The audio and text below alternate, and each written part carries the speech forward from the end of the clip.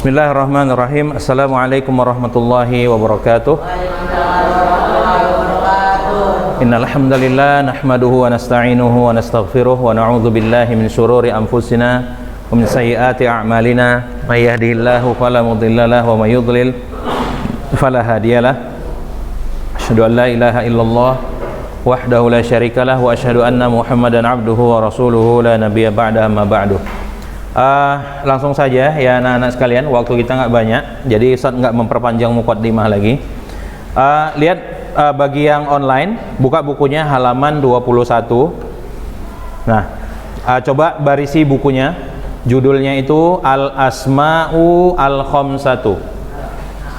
Ya, barisi bukunya, kalau nggak tahu bacanya itu Al-Asma'u Al-Khamsatu.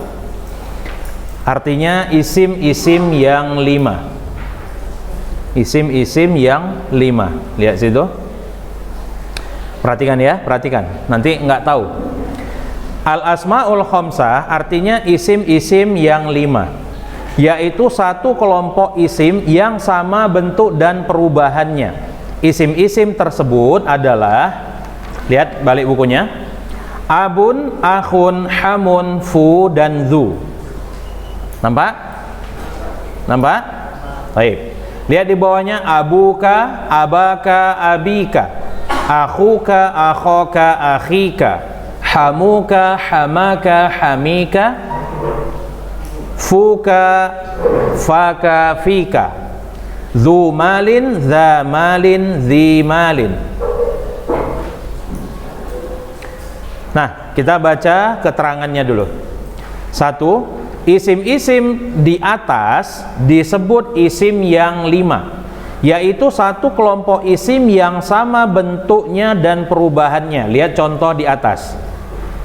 Nah, oke, kita baca terus. Nomor 2, akhiran isim tersebut tidak mesti ka atau domir. Boleh saja Abu Talib, Abu Jahlin, akhuhu, dan akhuhum. Ya.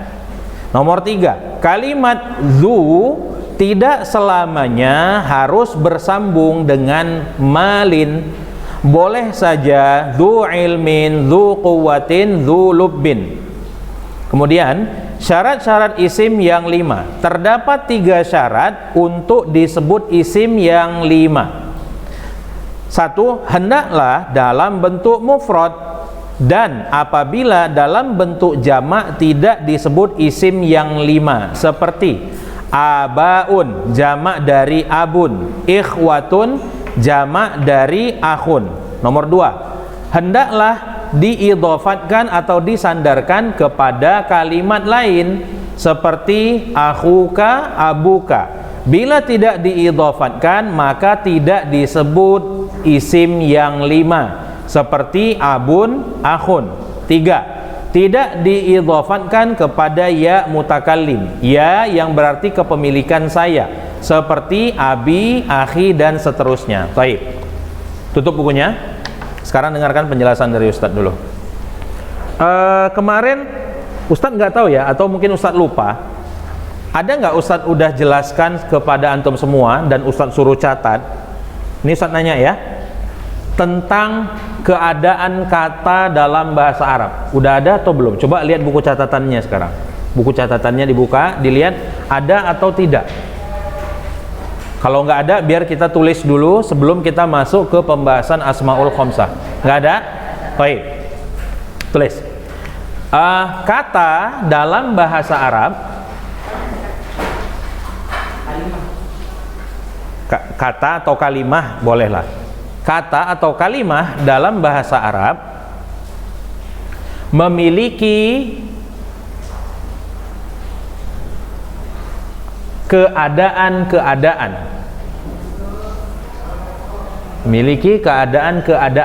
atau disebut dengan i'rab,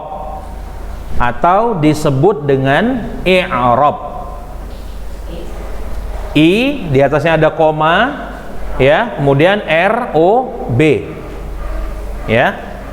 1 i'rab, 1. Oke, ini antum tulis ya. Ini saya tulis, antum tulis juga.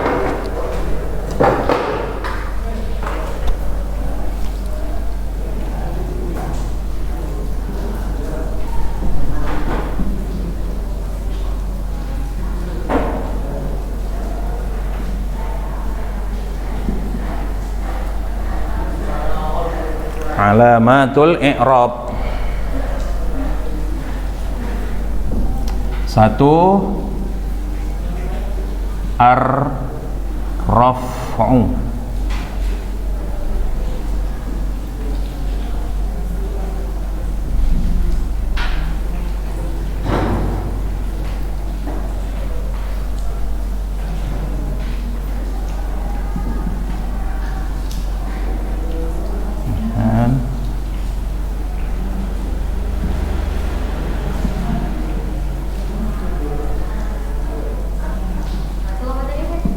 Ar-raf'u, itu tulis.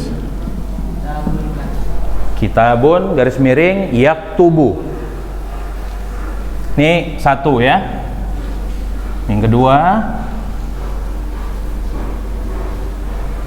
an-nasbu.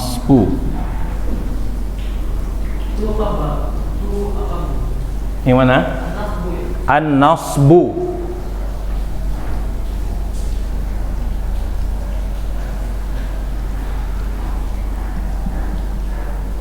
Misal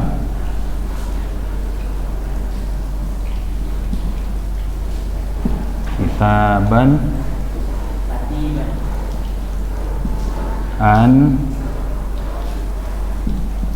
yaktuba.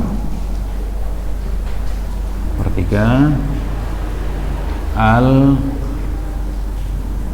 jarru sama dengan kasroh, kasrotain.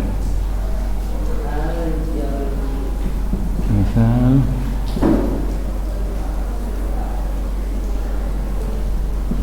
kitabin. Kemudian yang terakhir, yang keempat, al-jazmu sama dengan sukun. Misal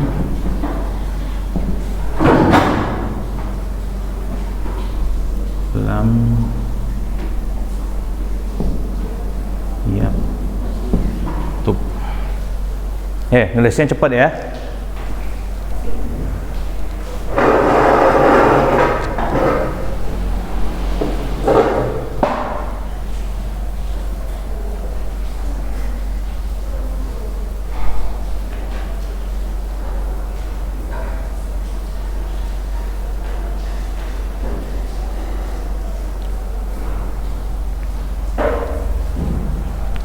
Ada berapa baris dalam bahasa Arab?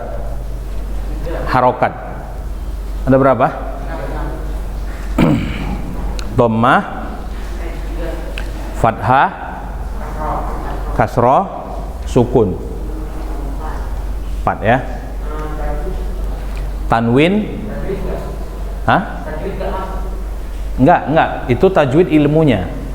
Yang Ustaz tanya tanda baca atau harokat ya. Ini sebenarnya ilmu tentang harokat ini. Cuma nanti sebutan-sebutan untuk dhammah itu apa? Ada nama lainnya dia. Gitu ya. Antum pernah tahu Arab gundul? Gak ada harokatnya. Antum tahu tujuan kita belajar nahwu ini ya untuk supaya antum bisa baca Arab gundul. Makanya antum perlu belajar ini dengan serius biar antum ngerti ya. Selesai nulisnya?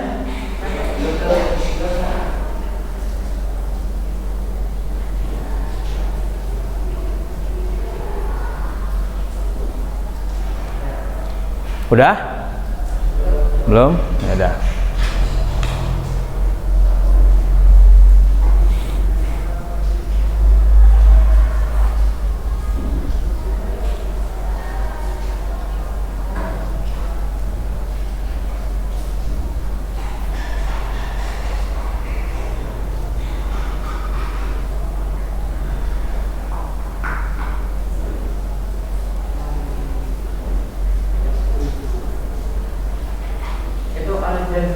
Al-jazmu ya. Yang terakhir al-jazmu. Siap? Yang lain udah siap?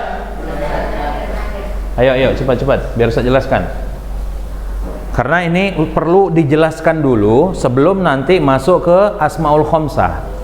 Karena kalau Ustadz langsung masuk ke Asmaul Khamsah tanpa menjelaskan ini dulu, nanti ngambang, pemahamannya nggak sempurna. Makanya perlu dijelaskan ini dulu.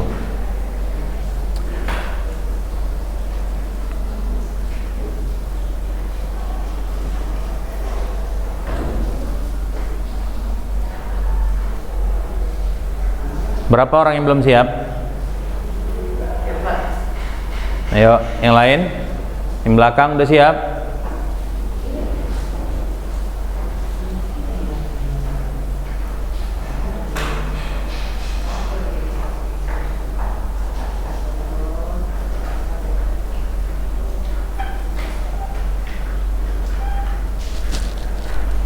Siap? Yang terakhir?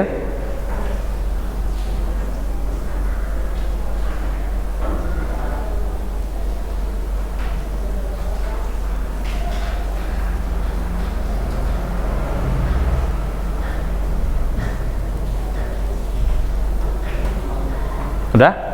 Oke. Nah, yang belum siap berhenti dulu. Perhatikan dulu di sini. Alamatul i'rab, ya. Tadi kan Ustaz bilang kata dalam bahasa Arab memiliki kondisi yang disebut dengan al-i'rab. Ya, sebut dengan al-i'rab. Perhatikan di sini. Lihat. Kata dalam bahasa Arab itu memiliki kondisi atau keadaan. Perhatikan sini. Lihat ya, kata kitabun. Ya, kemudian di bawahnya kitaban, di bawahnya kitabin. Berubah kan barisnya kan? Bun, ban dan bin. Nah, inilah perubahan ini dari bun, ban dan bin itu namanya i'rab. Berarti berubahnya akhir atau berubahnya baris akhir sebuah kata dalam bahasa Arab namanya i'rab. Paham nih? Di sini paham dulu ya. I'rab adalah berubahnya baris akhir kata dalam bahasa Arab. Oke. Nah, i'rab itu ada 4 macam. Ada 4 macam. Yang pertama namanya ar-raf'u. Ingat dulu ya, ar-raf'u itu keadaan kata yang pertama atau i'rab yang pertama, namanya ar-raf'u. Perhatikan, Ustadz, apa itu ar-raf'u Ustadz? Kalau antum tanya arti ar-raf'u itu artinya mengangkat. Tapi bukan itu yang mau kita pelajari. Raf'u itu adalah salah satu tanda baca, yaitu baris dhammah atau dhammatain. Jadi kalau sebuah kata dalam bahasa Arab huruf akhirnya barisnya dhammah atau dhammatain, maka kata tersebut namanya ar-raf'u atau kata tersebut dalam keadaan ar-raf'u. Sampai di sini paham? Paham? Coba satu orang jelaskan. Apa itu ar-raf'u? Siapa yang bisa jelaskan? Pakai bahasa antum aja. Ar-raf'u itu apa? Yang barusan saya jelaskan. Kata yang berakhiran dhammah. Iya. Kata yang huruf akhirnya barisnya dhammah atau dhammatain. Ya? Maka kalau misalnya Ustadz bilang kata babun, Ustadz tanya, apa kondisi katanya itu? Ar-raf'u. Dari mana taunya itu ar-raf'u?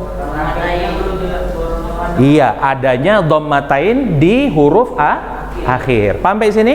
Nah, sekarang kondisi yang kedua. Kondisi yang kedua namanya an-nasbu. Apa itu Ustaz an-nasbu? Nasbu itu apabila kata atau huruf terakhir dalam sebuah kata barisnya fathah atau fathatain. Nih contohnya, kitaban. Berarti kata kitaban di sini kondisinya adalah an-nasbu. Paham? Misalnya Ustaz rubah nih. Qalamun. Berarti kondisinya apa, Nak? Ar-raf'u. Taunya dari dhammatain di akhirnya. Kemudian kalau Ustaz rubah jadi qalaman. An-nasbu. Taunya dari mana? Baris akhirnya fathatain. Nah, yang ketiga al-jarru. Ya, nah tengok. Contohnya ada kitabin. Berarti al-jarru ini tandanya adalah kasroh atau kasrotain. Nah, Ustaz bilang qalamin. Apa tandanya? Kondisinya? Al-jarru. Taunya dari mana? Ada kasrotain. Nah, kemudian al-jazmu. Tandanya sukun. Contohnya lam yaktub. Nah, banyak sukun. Jadi yang perlu diingat itu adalah baris dari huruf terakhir to. Baris dari huruf terakhir. Paham di sini? Nah, baik. Kalau ini berlakunya untuk kata benda kan kata. Perhatikan. Tengok. Yang pertama ar-raf'u kan? Tengok. Kitabun, saya tanya dulu. Kitabun ini jenisnya dia apa? Isim, fiil atau huruf? Isim ya. Berarti isim bisa menerima ar-raf'u. Yaktubu artinya menulis. Ini isimkah atau fiil? Fiil. Berarti ar-raf'u bisa dipakai untuk isim dan fiil. Paham? Nah, kemudian kitaban, isim atau fiil? Isim. An yaktuba, fiil kan? Berarti nasab itu bisa diterima untuk isim dan fiil. Nah, sekarang lihat al-jar. Ada nggak Ustadz bikin di sini contoh dari kata kerja yang pakai baris bawah? Nggak ada, cuma satu kan? Berarti al-jarru itu khusus untuk isim. Kalau mau tulis al-jarru khusus untuk isim. Bagus sekali pertanyaan antum itu.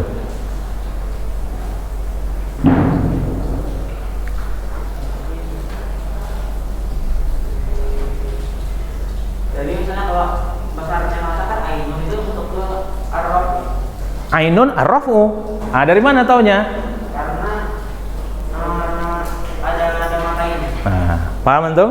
Menjalankan Isim lah. Ainun, mata, isim atau enggak? Isim enggak?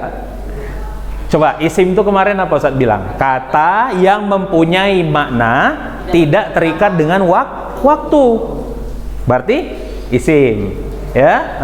Nah, yang terakhir tengok al-jazmu, perhatikan. Ustaz contoh buatnya lam yaktub. Artinya tidak menulis. Ini kata kerja atau isim? Kata kerja. Ada nggak di sini Ustadz bikin contoh dari isim? Nggak ada. Berarti jazam hanya khusus untuk fiil atau kata kerja. Tuh.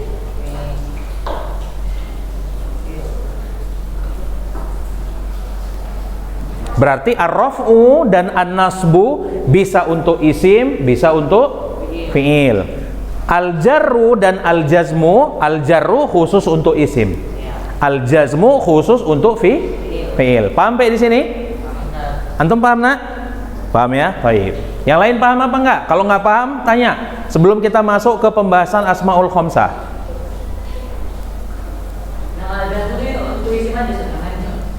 Isim dan fiil. Ini khusus untuk isim dan fiil. Kan kata ya, al-jazmu khusus untuk fiil.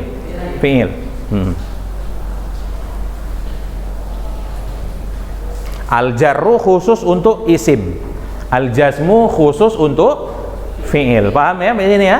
Baik. Sekarang Ustaz hapus, baru kita masuk ke judul kita.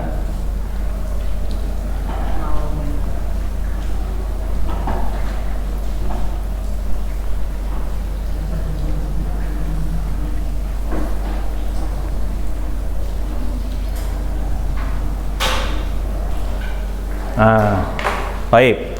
Baru kita tulis di sini. Itu spidolnya dulu ya. Spidolnya nggak ada yang lain. Oh ini.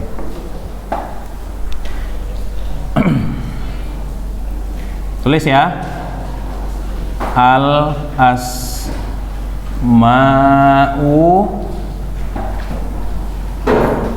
al khamsatu.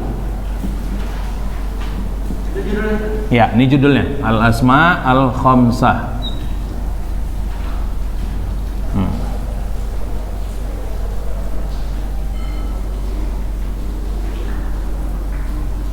abun,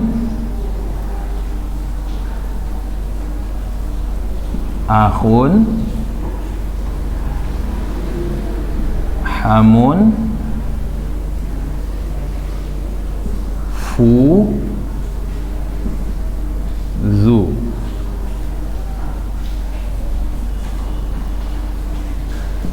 Abuka,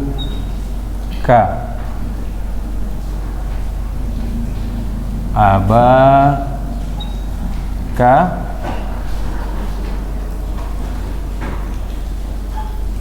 abika.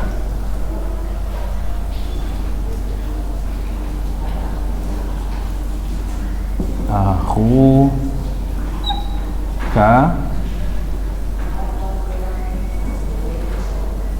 akhoka,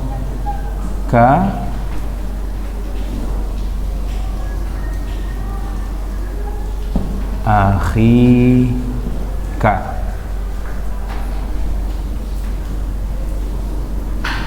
Hamuka,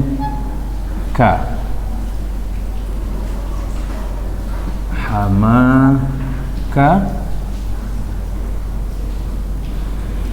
hamika.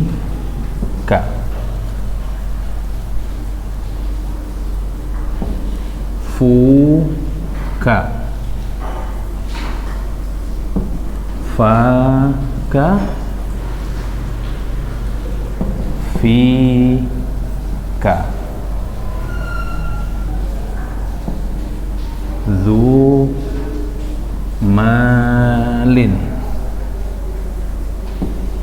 za malin,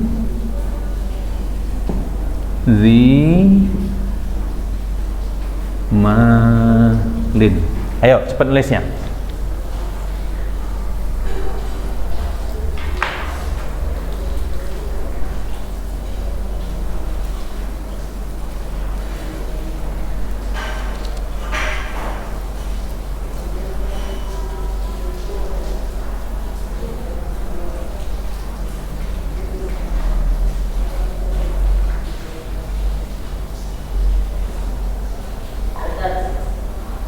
Yang lain belum siap.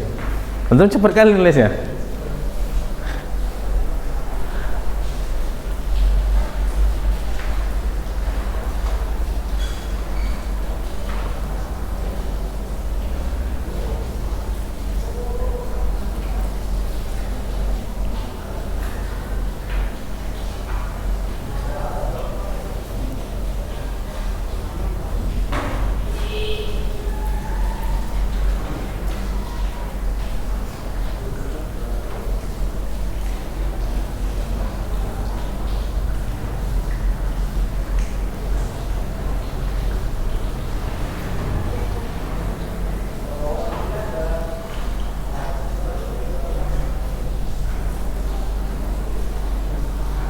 Oh, ini salah Ustaz ya. Bentar. Ini Ustaz bikin faika pula. Ini salah ya. Ini fika, salah Ustaz. Fika.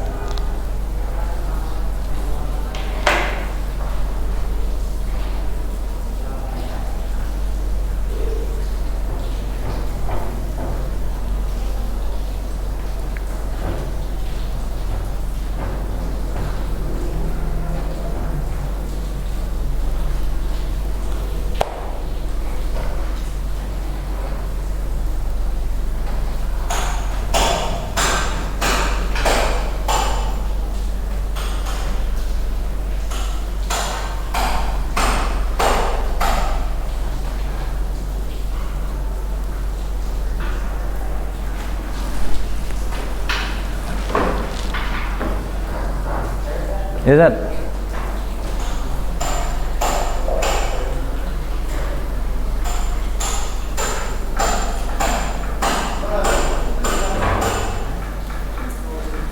Siap nulisnya?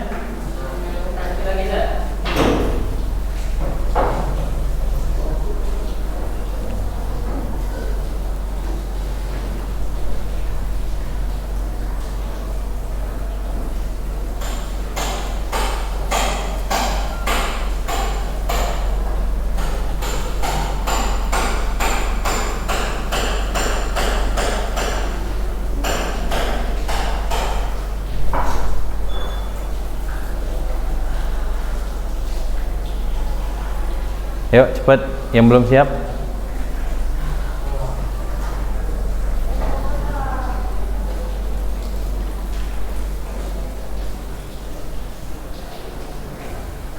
Oke, yang belum siap tinggal dulu ya, tinggal dulu. Nah, perhatikan dulu ya nak, perhatikan dulu.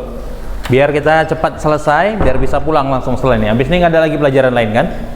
Baik, perhatikan ya nak, lihat sini. Asmaul khamsah, isim yang jumlahnya 5. 1, 2, 3, 4, 5. Oke, perhatikan. Kan tadi Ustadz udah jelaskan kondisi kata dalam bahasa Arab. Ada berapa tadi? 4 ya. Nah, sekarang kita membahas tentang isim. Tadi tanda isim itu nggak menerima satu tanda aja. Apa dia nggak terima tadi? Al-jarru. Al-jarru isim nggak terima?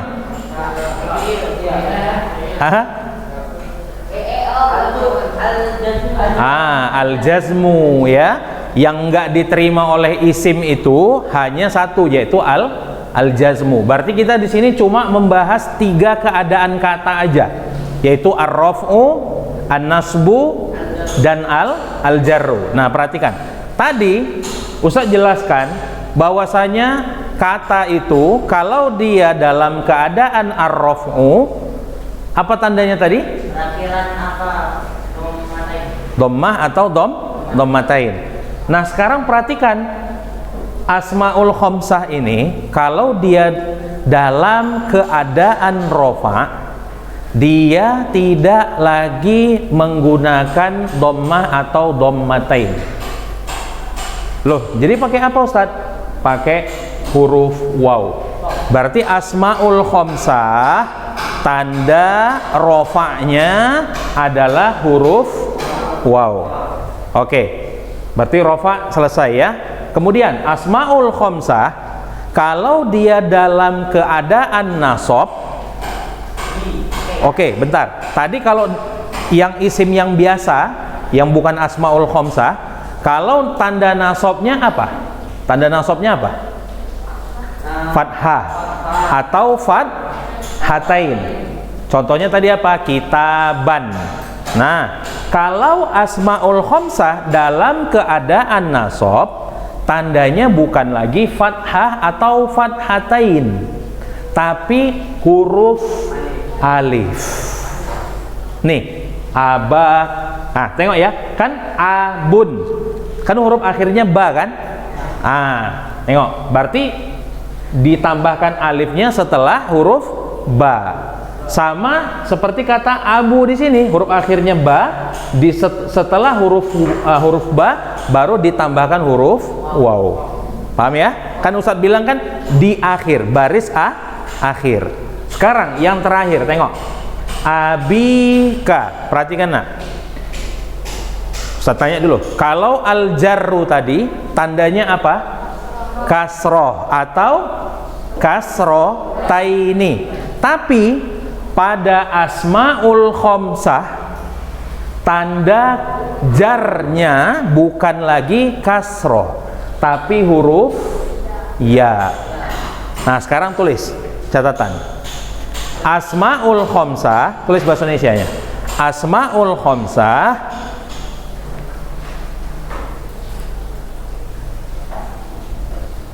apabila dalam keadaan rofa, apabila dalam keadaan rofa,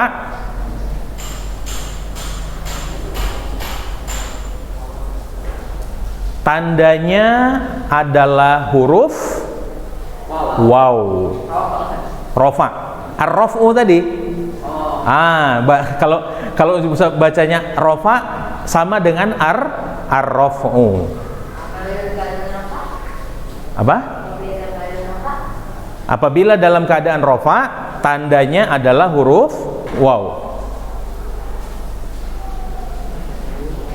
Koma. Huruf waw. Apabila dalam keadaan nasab, nasab berarti an-nasbu ya. Nasab berarti an-nasbu. Apabila dalam keadaan nasab, tandanya adalah apa tandanya tadi? Alif. Alif. Apabila dalam keadaan nasab, tandanya adalah alif. Masih yang sama tadi ya, koma tadi.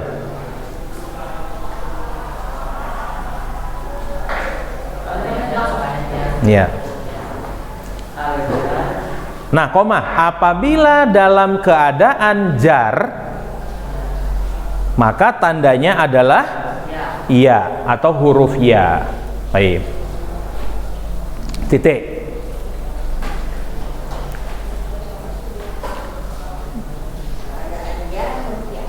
Apabila dalam keadaan jar, tandanya adalah huruf ya.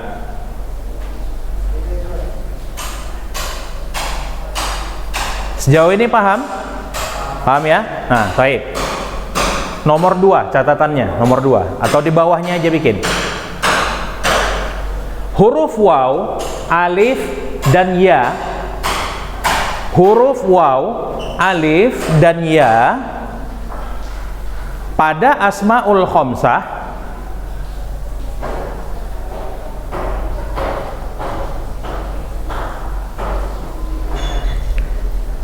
huruf waw, alif dan ya pada asmaul khamsah baru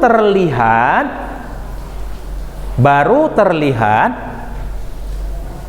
apabila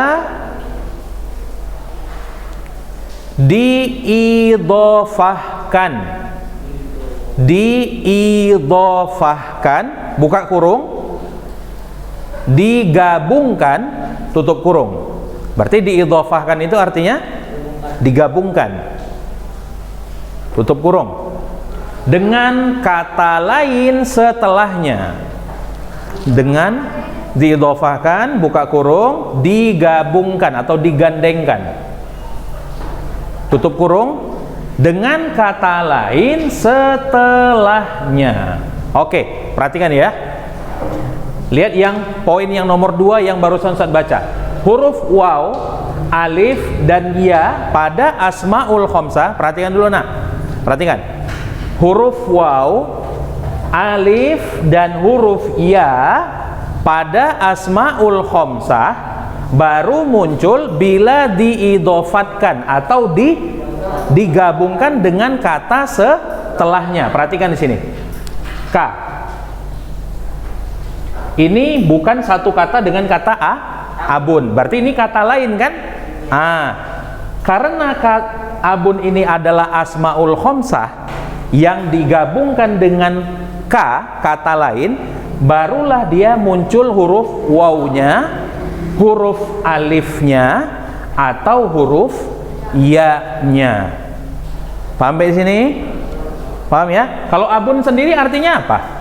Ayah. Dapat tambahan ka. Ayahmu. Ayahmu ya. Coba ayahnya, nyanya laki-laki. Apa jadinya? Itu perempuan, kamu perempuan. Oke, abuki. Oke. Kalau di sini abaki ya. Kemudian abiki. Paham di sini? Paham. Baik. Nah, sekarang tulis. Kata setelah asmaul khamsah. Oh, iya. Nomor 3. Kata setelah asmaul khamsah disebut mudhafun ilaihi. Disebut mudhafun ilaihi yang selalu berbaris kasroh atau kasrotain. Yang selalu berbaris kasroh atau kasrotaini. Oke, ini perlu Ustaz jelaskan sedikit supaya antum nggak bingung ya. Kan tadi Ustaz bilang kata setelah asmaul khamsah disebut mudhaf ilaih yang selalu berbaris kasroh atau kasrotain. Ustaz, ini abuka Ustaz. Kan kata setelah abun itu barisnya baris atas di sini ka. Kan kalau Ustadz bilang tadi mudhof ilaih itu barisnya harus baris bawah. Oke, kita buat contoh, perhatikan di sini. Abu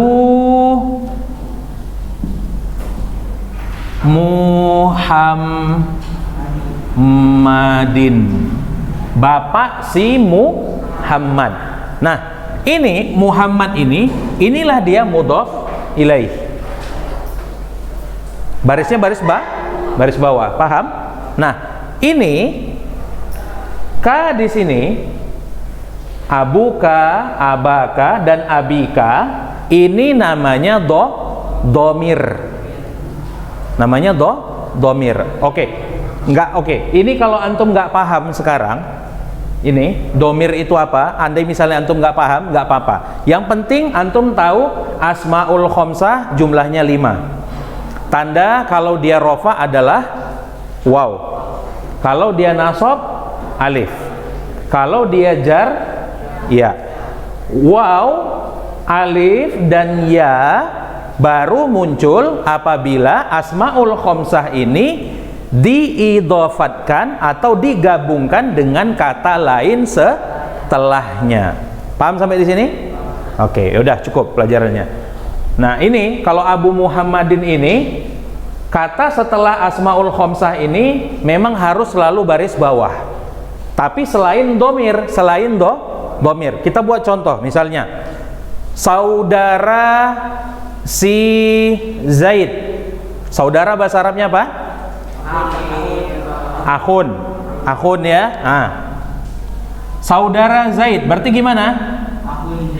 Akhu Zaidin. Nah, ini yang baris bawah ini, kalau kata setelah asmaul khomsah ini bukan domir. Domir itu antum ingat gak? Kata ganti orang. Nya itu kata ganti orang gak? Misalnya, saya berteman dengan Usman. Ayahnya, nyanya di sini pengganti dari siapa? Dia, Usman. Si Usman. Nah, kata ganti orang itu barisnya nggak bisa berubah. Paham ya? Nah, contoh misalnya Ustadz bikin Abu Hu. Siapa yang tahu artinya? Ayahnya. Ini hu, ini nggak bisa berubah jadi hi atau ha. Nanti kalau dia berubah jadi ha, tulisan ha-nya itu begini, Abu Ha. Tapi ini bukan lagi si Usman. Ini ha di sini udah perempuan. Paham sampai di sini? Nah, berarti kata setelah asmaul khomsah itu harus baris bawah kecuali domir. Paham sampai di sini, nak? Paham? Yang lain paham? Paham? Oke. Bisa yang lain juga. Contoh ya, misalnya kum. Tunggu. Assalamualaikum. Apa arti kum? Kalian. Jadi ayah kalian. Abu kum. Kan? Bukan selain huwa dan hiya aja kan? Kami. Tengok. Iya, yang 14 itu. Kami. Abu Paham di sini? Nah, jadi kata-kata yang baris bawah setelah asmaul khomsah itu kalau dia bukan domir. Paham di sini? Paham ya? Baik. Nah, berarti sudah selesai pelajarannya. Antum insyaallah udah paham. Baik, kita tutup pelajaran hari ini dengan doa kafaratul majelis. Subhanakallahumma bihamdika asyhadu an la ilaha illa anta astaghfiruka wa atubu ilaik. Assalamualaikum warahmatullahi wabarakatuh.